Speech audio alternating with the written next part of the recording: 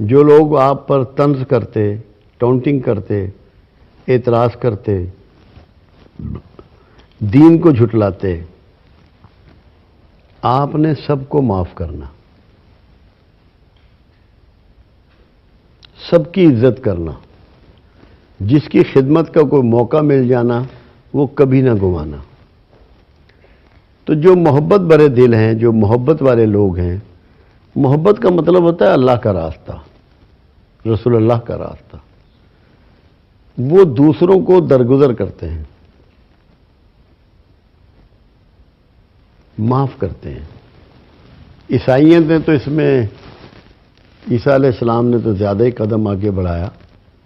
آپ کی جو تعلیمات یہ ہیں کہ جو تمہارے ایک گال پہ تھپڑ مارے تم دوسرا گال بھی اس کے سامنے کر دو۔ قرآن نے یہ کہا کہ تجھے قصاص لینے کی اجازت ہے،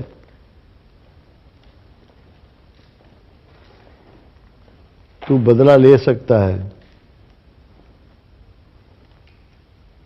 مگر اگر تو معاف کر دے تو مجھے زیادہ پسند ہے۔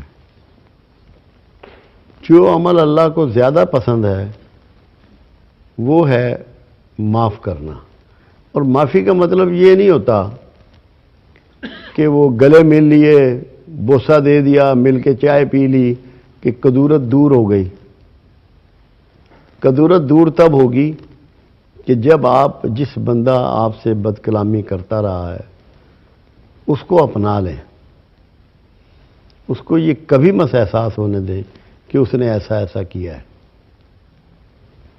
اور یہ محبت سے ہی ممکن ہے، ادروائز تو یہ ممکن ہی نہیں ہے، ایسا ہو ہی نہیں سکتا کہ اگر آپ کے اندر اس کی محبت نہ ہو، ہمدردی نہ ہو، آپ اتنی بڑا درگزر نہیں کر سکتے۔ میں نے بے شمار جگہ لوگوں میں لڑائیاں، دشمنیاں، یہاں تک کہ قتل کی بھی معافیاں ہوتی دیکھی ہیں۔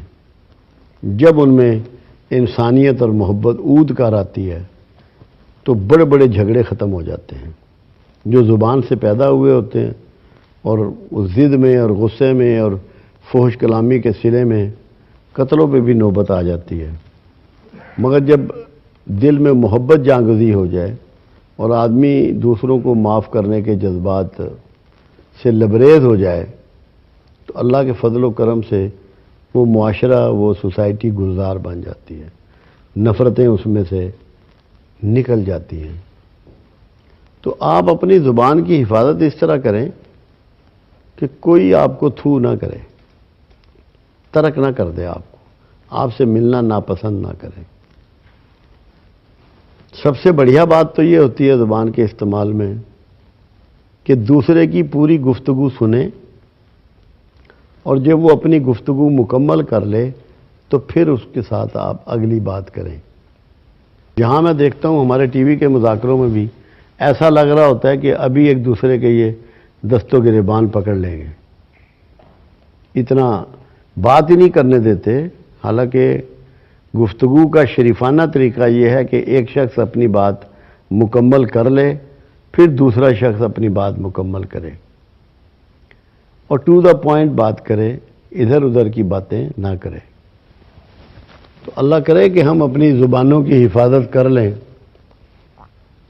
اپنے معاشرے کو گلزار بنا لیں اور درویشوں کی اس بات کو سمجھ لیں۔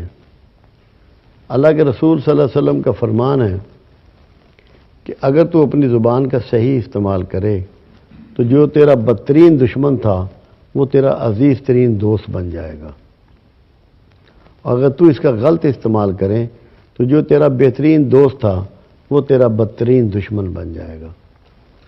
معاشرے میں دشمنی، دوستی، محبت، قربت، یہ سب سے بڑی وجہ زبان ہے۔ اگر آپ کی زبان میں محبت کی شیرینی آ جائے تو اس سے مٹھاس نکلے گی۔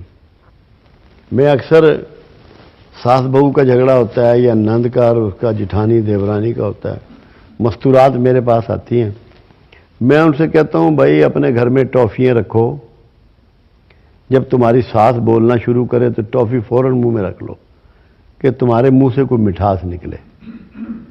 یا اس کے بدلے میں جب ٹافی منہ میں ہوگی تو خاموش رہو گی، جب ترکی ترکی جواب نہیں دو گی تو تعلقات بگڑیں گے نہیں۔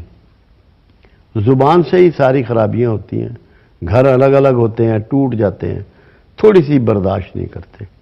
تو اللہ کرے کہ ہم لوگ زبان کے یہ جو اصول ہیں گفتگو کے، وضاحتیں دینے کے، اس کو سمجھ لیں اور مقصود ایک ہی بن جائے کہ بندوں کو فتح نہیں کرنا، ان کے دلوں کو جیتنا ہے۔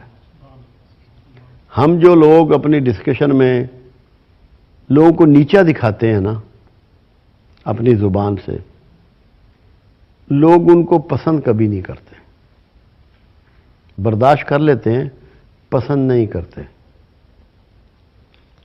بابا فرید گنج شکر علیہ رحمہ کے دربار میں ایک شخص آیا کرتا تھا، اور اس زمانے میں وہ ایسا تھا جیسے یہ دہریے ہوتے ہیں جن کو ہم لوگ سو کالڈ کمیونسٹ کہتے ہیں یا اس طرح کے لوگ، اور بڑا دعویٰ کرتا تھا کہ میری بات کا کوئی جواب نہیں دے سکتا۔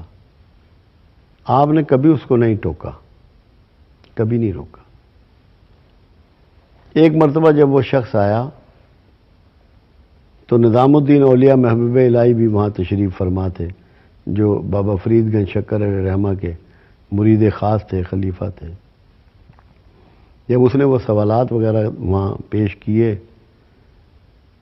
تو بابا نظام الدین اولیاء نے اس کو جواب دیے، جس سے وہ شرمندہ ہو گیا، ڈیفیٹ ہو گئی، اس کو چلا گیا۔ تو 6 مہینے تک بابا فرید گنج شکر علیہ رحمہ نے نظام الدین اولیاء سے گفتگو نہیں کی کہ ایک شخص جو اس زوم میں تھا کہ میں بہت جانتا ہوں، تو نے کاہے کو اس کا یہ زوم توڑ دیا، تو نے بندہ ناراض کر دیا۔ تو یہ بھی ہے کہ زبان کو اس حد تک بھی روکنا ہے کہ آپ بہت سی باتیں جانتے ہیں، مگر آپ کو اندیشہ ہے کہ اس بندے کا دل ٹوٹ جائے گا، اس کی تضحیک ہو جائے گی، تو اس وقت بھی اپنی زبان کو روک لیں تاکہ اس بندے کا دل آپ کے ساتھ رہے، اس کا دل آپ سے جدا نہ ہو جائے، اس کا دل نہ توڑ دیں۔ اللہ کرے کہ آپ کی سمجھ میں یہ بات آ جائے کہ ہمیں زبان کے اوپر کیسی پابندیاں لگانی ہیں اور اس کی یوٹیلائزیشن جو ہے وہ کیسے کرنی ہے۔ سوچے سمجھے بغیر نہیں بولنا، بالکل ہرگز نہیں، نہ دین کے معاملے میں نہ کسی اور معاملے میں۔ اس کی قیمت چکانی پڑتی ہے۔ آپ روز دیکھتے ہیں یہاں لوگ بیان دیتے ہیں اور بعد میں اس کو ڈس آؤن کر رہے ہوتے ہیں کہ میں معذرت چاہتا ہوں، میں الفاظ واپس لیتا ہوں۔ کتنی اخلاقی گراوٹ ہے یہ۔ اس سے تو بہتر ہے کہ آدمی بولے ہی سوچ کر، تاکہ اس کو یہ الفاظ واپس نہ لینے پڑے۔ اور جب آپ پہ انسانوں کی محبت غالب آ جائے تو پھر آپ کی زبان سے شہد کی مٹھاس نکلے گی، کڑواہٹ نہیں نکلے گی۔ کڑواہٹ جو ہے یہ اندر سوچوں میں ہوتی ہے، اپنی شخصیت میں ہوتی ہے۔ یہ زبان آپ کی پوری شخصیت کو دوسرے کے سامنے کھول کے رکھ دیتی ہے۔ اس کی وہ کہتے ہیں سب سے عقل مند وہ ہوتا ہے جو خاموش رہتا ہے، اس کا پتہ ہی نہیں لگتا کہ یہ کیا جانتا ہے اور کیا نہیں جانتا۔ تو اپنی عزت بچائیں اور زبان کو کوشش کریں کہ بند رکھیں۔